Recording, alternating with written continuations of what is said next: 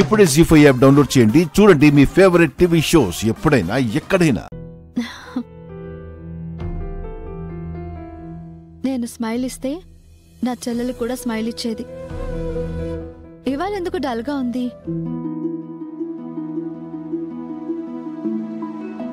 ఏం లేదక్కా. అంటే చెప్పలేకపోతున్నావు అని. దేని గురించి? నీ గురించి. నీ పెళ్లికి సంబంధించి తీసుకోవాల్సిన నిర్ణయం బయటికి చెప్పకపోవడం గురించి. ఇప్పుడు అర్జెంటుగా నా పెళ్లి జరగకపోతే ఏమవుతుందక్కా? ఏదో కలిసొస్తుందని కాదు జాను. ఎదిగిన ఆడపిల్ల త్వరగా అత్తారింట్లో ఒదిగిపోవాలి. జై సార్ ఇంట్లో ఆయన తప్ప తన బంధువులు కూడా ఎవరూ లేరు. ఎవరూ లేరనే కదా నిన్ను త్వరగా ఇంట్లో తిరిగాడేలా చేయాలని ఆయన ప్రయత్నం. ఎందుకక్కా నువ్వు నా గురించే ఆలోచిస్తావు? నీ గురించి నువ్వేం ఆలోచించుకోవా?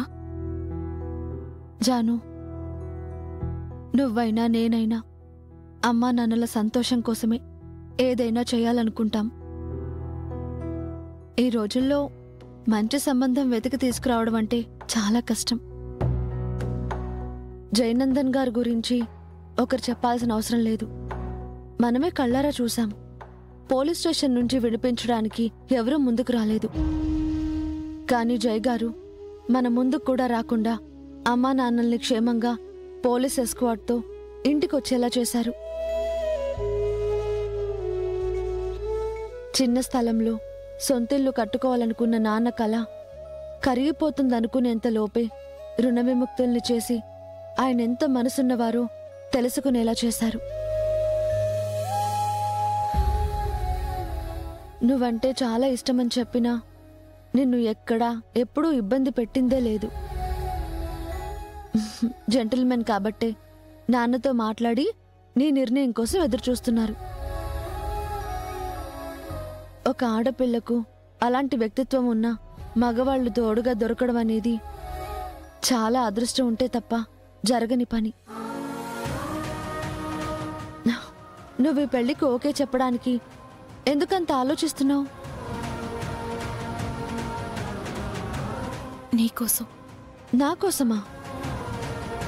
అవునక్కా.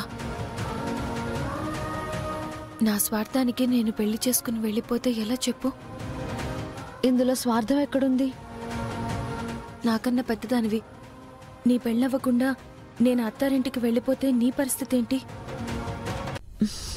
జాను, నా గురించి ఆలోచిస్తూ ప్రేమించే జయనందన్ గారిని వదులుకోకు. అలాంటి సంబంధాలు కోటికొకటొస్తాయి. వదులుకుంటే మళ్ళీ ఆ అదృష్టం వరించే లోపే వయసైపోవచ్చు. నాలా నువ్వుండొచ్చు కానీ నా రాత నీ రాత ఒకటి కాకూడదు. నీ జీవితమైనా బాగుందన్న తృప్తి అమ్మా నాన్నలకు మిగిల్చే బాధ్యత నీదే జాను. ఆలోచించు.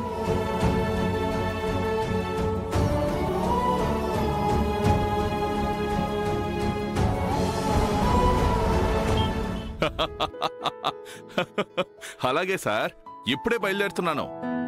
మీరు కొంచెం చెప్తే నా రేంజ్ ఢిల్లీ దాకా వెళ్ళిపోవచ్చు సార్. దాందే ఉంది సార్.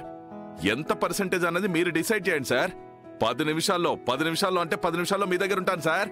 ఉంటాను సార్. Thank you sir. నమస్తే సార్. ఏమన్నారు బసవా? అమ్మా నన్ను పార్టీ నేషనల్ ప్రెసిడెంట్ కి పరిచయం చేస్తానన్నారమ్మా. Party national ప్రెసిడెంటా? అమ్మా నన్ను దీవించమ్మా. చల్లగుడ్డు. ఏ విశాలాక్షి, నువ్వు కూడా పదా. నేనా?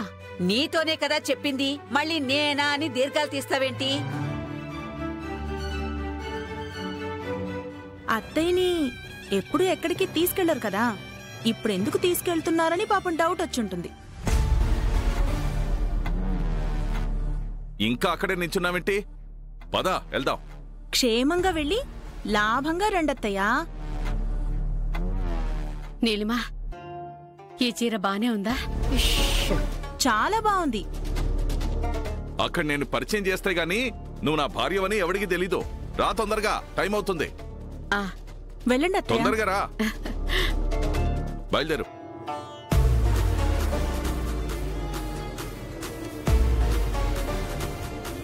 ఫస్ట్ టైం పార్టీ పనులకు అత్తయ్యని వాడుకుంటున్నారు.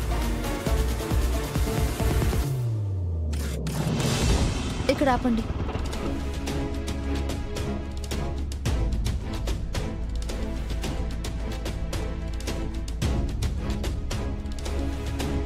రికమెండేషన్ ఉంటే తప్ప జాబ్ రావట్లేదు. వాళ్ళని వీళ్ళని అడగడం కన్నా మా వదిన వాళ్ళ నాన్న సిఫార్సు తీసుకుంటే మంచిది కదా. పైగా ఎప్పుడైనా సాయం కావాలన్నా చేస్తామన్నారు అంకుల్. అదే కరెక్ట్.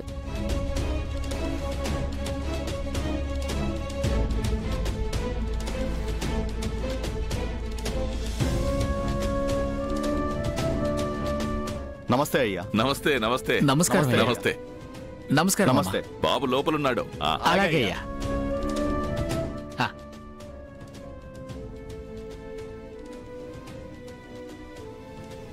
లోపల సిద్ధుబాబు ఉన్నాడు, వెళ్ళి కలవండి. అట్నయ్యా అట్నే.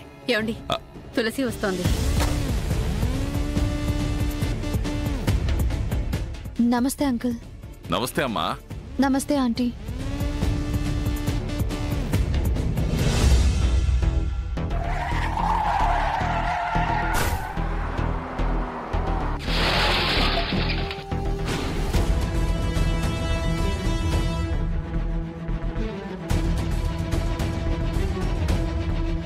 యాక్సిడెంట్ చేసిన వాళ్ళెవరో తెలియదు. గుర్తు తెలియని వెహికల్ అని అందరూ అనుకోవడమే కానీ ఆ వెహికల్ ఏదో, దాన్ని నడిపించింది ఎవరో తెలుసుకోగలుగుతారా సార్? ఆ తప్పు చేసిన వాడికి కఠిన శిక్ష పడాలి. జీవితాన్ని బలి తీసుకున్న వాడికి నిండు ప్రాణం విలువేంటో తెలుసుకునేలా చేయాలి.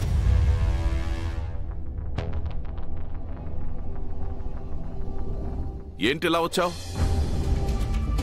ఉద్యోగ ప్రయత్నాల్లో ఉన్నాను అంకుల్. మీరు ఒక మాట చెప్తే. ఎవరికి? అదేంటండి, మీకు తెలిసిన వాళ్ళ కంపెనీలు చాలా ఉన్నాయి కదా. ఎవరికైనా ఒకరికి ఫోన్ చేసి మా అమ్మాయే మంచి జాబ్ ఇచ్చేలా చూడమనండి. దీని మొహం ఈ పిల్ల ముందు నన్ను ఇరికించేస్తుంది. ఫేవర్ చేస్తున్నట్టుగా చెప్పి వదిలించుకోవాలి. ఈ అమ్మాయి నాకు తలకాయ నొప్పి అయిపోయిందే. ఫోర్స్ చేస్తున్నానని అనుకోకండి అంకుల్. రిక్వెస్ట్ ఇది. అబ్బబ్బే, నువ్వు బలిదానివమ్మా. నువ్వు అడగటం, నేను చేయకపోవటమన్నా. ఏమీ లేదమ్మా, పార్టీ పనుల్లో కాస్త బిజీగా ఉన్నాను. 4 రోజులు టైం నీ పని అయిపోతుంది అంతే. నువ్వు వెళ్ళమ్మా, నువ్వు వెళ్ళు, నేను చూసుకుంటాగా. అమ్మ తులసి, మేము పార్టీ పని మీద బయటికి వెళ్తున్నాం. ఇంట్లోకి వెళ్ళి కాఫీ తాగు. నీకేమన్నా సాయం కావాలంటే మా సిద్ధుబాబు ఇంట్లోనే ఉన్నాడు. వాణ్ణి కలు, నీకే పని కావాలన్నా చేస్తాడు. అలాగే అండి. నువ్వు ఆగమ్మా. మా సిద్ధుబాబుకి ఇలాంటి ఉద్యోగాలు సద్యోగాలు పెద్ద పెద్ద పనులు చేయడం రాదు. యాక్సిడెంట్ తప్ప.